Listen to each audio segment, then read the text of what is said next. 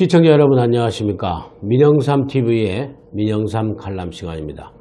오늘 이 시간에는 평창올림픽 폐막식에 북측의 고위급 대표단으로 다시 찾아오게 되는 북측 대표단의 김영철 노동당 중앙위원회 부위원장이 포함돼서 여야 간에 또 국민들 여러분들 시청자들 간에도 많은 의견이 있는 것 같습니다. 오늘 이 시간에는 그 문제에 대해서 좀 살펴보도록 하겠습니다. 김영철 노동당 부위원장은 우선 어떤 사람인가요? 대남의 도발, 각종 군사적 여러 가지 도발을 주도한 사람으로 알려져 있습니다. 그 중에 대표적인 게 천안함 폭침 사건이죠. 천안함 폭침의 주범이라고 지금 보수 야권 세력들은 얘기하고 정부에서는 그게 확인되지 않았다라고 얘기합니다만은 어찌됐건 간에 김영철 부위원장이 북한 독재 체제에서 차지하고 있는 정치적 지위, 위치를 파악해 보면은 각종 대남 도발에 있어서 그걸 주도하는 책임자 중에 한 명이었던 것은 틀림없습니다. 김정은이 최종 책임자겠죠. 여러분, 천안함 폭침에 대해서 문재인 대통령 후보나 민주당에서 폭침이란 말을 수년간 안 썼어요. 그래서 대통령 선거가 다가오니까 표를 의식해서 표를 얻으려고 마지못해서 버티다가 개기다가 천안함 폭침이란 얘기를 하고 평택 이함대에 있는 천안함 현장에 가서 추도에 참여하고 겨우 그랬습니다. 이제 정권을 잡고 대통령이 당선되니까 이렇게 마각을 드러냅니까? 국민은 속여도 유분수죠. 야당의 대표들도 한 말씀 하셨습니다. 홍준표 대표는 이렇게 말씀하셨더군요. 남남 갈등을 일으키고 한미 간의 이간 책동을 하는 북한의 술수에 부하내동하는 친북 주사파 정권이라고 했습니다. 지금 문재인 정권에 대해서. 이걸 보수 야당의 색깔론이라고 치부해버릴 상황은 저는 아니라고 생각합니다. 유승민 바른정당 공동대표, 바른미래당인가요? 공동대표도 김영철은 안 된다. 그리고 남남 갈등 한미 간에 특히 대북 제재의 공동전선을 흐트르려고 하는 그런 북측의 의도에 청와대가 너무 안이하게 생각하는 것 같다. 이런 뼈아픈 비판을 했습니다. 민주당은 환영한다고 그랬더군요. 여러분, 천안함 폭침을 주도했던 북측의 책임자 중에 한 명이 한국에 버젓이 와버리면 그 천안함 사건은 다 뭐가 됩니까? 간략하게 말씀드리면 북측의 의도는 북미 대화로 가는 비핵화는 저는 확인 하나마나 저는 비핵화에는 관심이 없고 이 제재를 갖다가 어떻게든 좀 돌파하고 시간을 벌기 위한 그렇게 해서 핵을 가지고 평화를 갖다가 보장을 받으려고 하는 북한의 정권의 정당성을 보장받으려고 하는 그런 전략에서 지금 평창올림픽에도 참석했고 또 김여정을 내려보내고 이번에는 김영철까지 내려보냈다. 이런 의도가 기본적으로 있고 김영철을 내려보냈다는 얘기는요. 천안함 폭침 북한이 안 했다라고 하는 메시지도 저는 포함되어 있다고 봅니다. 여러분, 시청자 여러분 그렇게 생각하시지 않습니까? 민영삼 칼럼은 분명히 그렇게 생각합니다. 북측의 저 깊숙한 의도는 천안함 폭침 대한민국이 허위 날조한 거고 우리는 하지도 않았다. 여태까지 주장을 이번 김영철 부위원장을 내려보내면서 주장하는 겁니다. 그리고 문재인 정부는 거기에 대해서 암묵적으로 동의를 하는 겁니다. 그렇지 않으면은 김영철의 대한민국 방안을 방남이라고 하는데 방남을 막았어야죠. 꼭 김영철만 있어야 됩니까? 김영철보다 더 직책이 높은 실세, 정말 남북 정상회담에 특사로 와서 역할을 하고 북미 대화로 가기 위한 북한의 비핵화 의지를 문재인 대통령에게 설명하려고 하면은 김영철보다 더 높은 최영애라도 와야죠. 그리고 김영철은 안 된다라고 이 정부가 잘못 거부를 했어야죠. 문재인 정부 크게 잘못했습니다.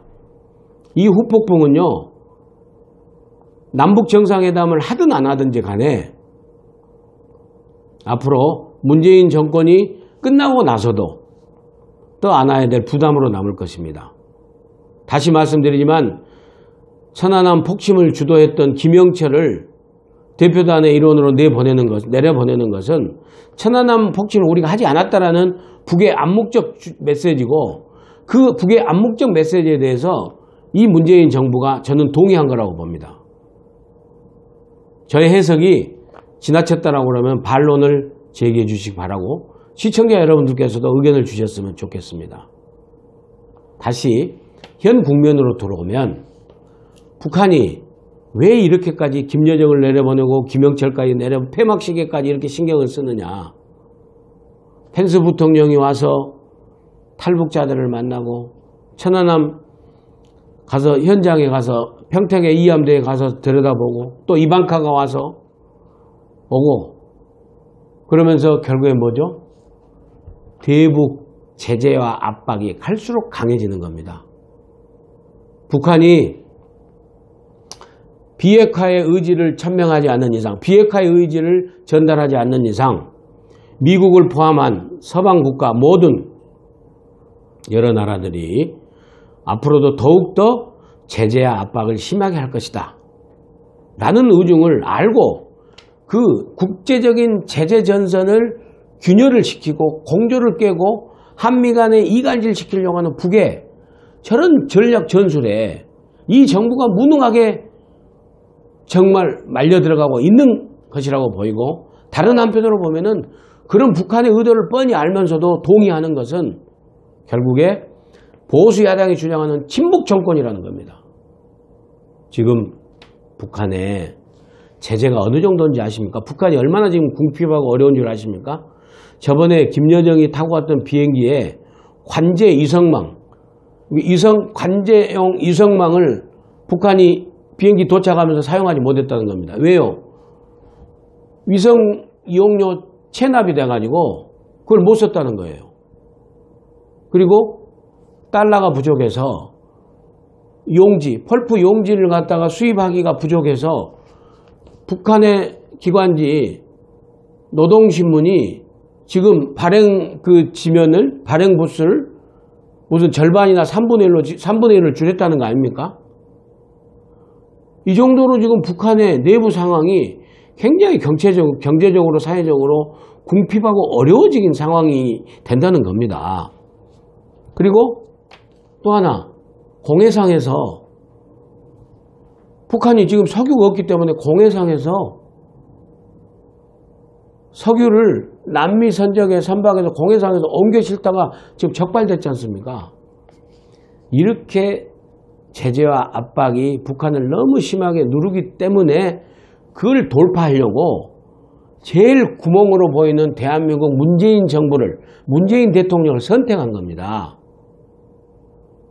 이래도 무슨 평화고 비핵화고 그렇습니까? 다시 한번 명확하게 말씀드리지만 김영철의 방한, 이 정부가 막았어야 된다. 그리고 다른 인물로 했어야 된다. 이 정부의 의도가 어디에 있느냐? 묻지 않을 수 없습니다. 끝으로 말씀을 드리면 북한의 비핵화를 실천해서 한반도의 영구적인 평화를 실현시키기 위해서는 지금 이 대북 제재 국면, 제재 압박의 국면을 대한민국이 오히려 더 주도적으로 미국에 협조해야 된다. 대한민국이 나서가지고 이 제재의 펑크를 하나씩 둘씩 내면 되겠습니까? 비행기 오라고 그러고 인물 제재, 김영철은 미국도 제재 대상이에요. 김여정도 마찬가지지만 뭐 평창올림픽을 평화올림픽으로 만들기 위해서 이렇게 했다는 정부의 노력에 대해서는 일면 긍정적인 면도 있지만은 이건 지나친 거고 이건 잘못된 겁니다. 정말 재고하고 수정이 있기를 바라는데 정말 안타깝습니다. 그대로 김영철의 방남을 수용할 것 같아서 정말 안타깝고 북한이 노리는 남남 갈등 그런 그 전술에 우리가 또 말려 들어가는 것 같아서 더욱더 안타깝습니다. 보수 야당의 움직임을 색깔론으로만 비판할 상황은 저는 아니라고 봅니다. 그리고 다시 한번 말씀드리지만 북한의 비핵화를 이끌어내기 위해서는 남북 정상회담에 매달리지 말고 남북 제재에 북한에 질질 끌려다녀서 북한의 비위나 맞추려고 하지 말고 미국을 포함한 유엔 안보리의 제재 국면에 국제적인 서방 국가의 국제적인 제재 압박의 공조 대열에 무엇보다도 대한민국이 적극 협력해야 된다. 이런 말씀을 드리면서 인사드릴까 합니다. 또 찾아뵙겠습니다. 감사합니다.